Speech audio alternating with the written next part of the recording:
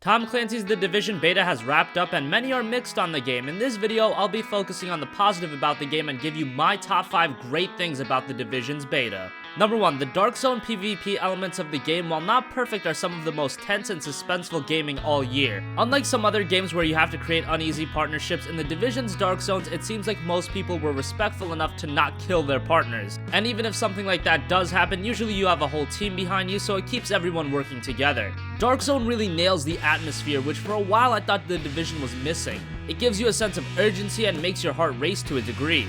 It's dark and grim with bodies dropping and lining the streets. It makes The Division seem as if it is survival of the fittest. The Division gets PvP right, and it adds a completely different element to the game.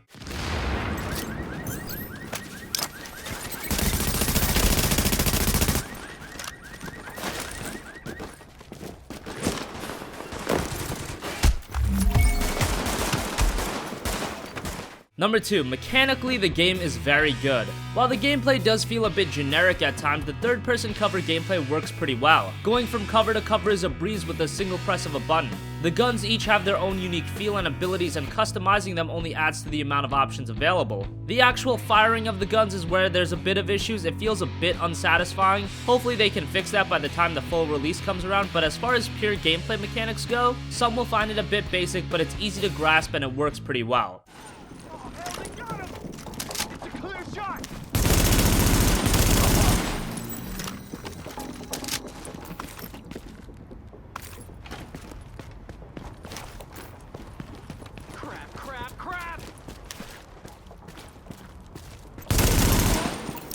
Number 3, looting is one of the Division's biggest strengths and one of the reasons to keep going back to the game. And the game gets this right for the most part too. There is so much to customize with the weapons, your character's clothing. If you want to get the best gear, expect to play this game for a long time. Obviously, the lack of a trading system will be a big disappointment for many. Ubisoft has stated that is something they might implement in the future, but it will not be present at launch. Even with that, I found myself constantly playing, trying to get better gear, and just like many games, it does feel a bit grindy at points, but at no point did it make me want to stop playing the game.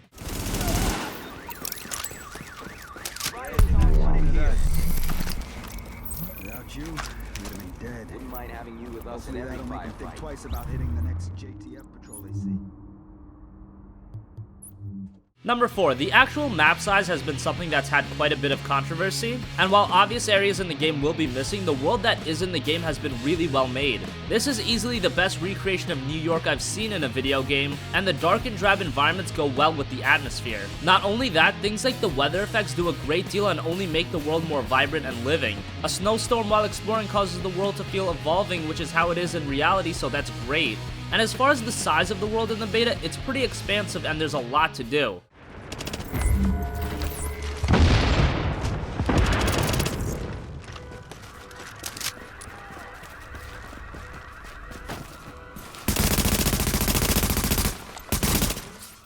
And finally, number 5, while The Division does have a heavy emphasis on multiplayer gameplay, I found the game to be pretty enjoyable as a single-player experience as well. The game at that point pretty much becomes a third-person open-world shooter, and playing solo never crippled my enjoyment or what I could do in the game. The beta only included one story mission, so it still remains to be seen how good the main story will be, but hopefully in the final product, The Division can be experienced not only as a multiplayer loot fest, but also as a single-player open-world TPS with a great narrative. We'll have to wait and see on that.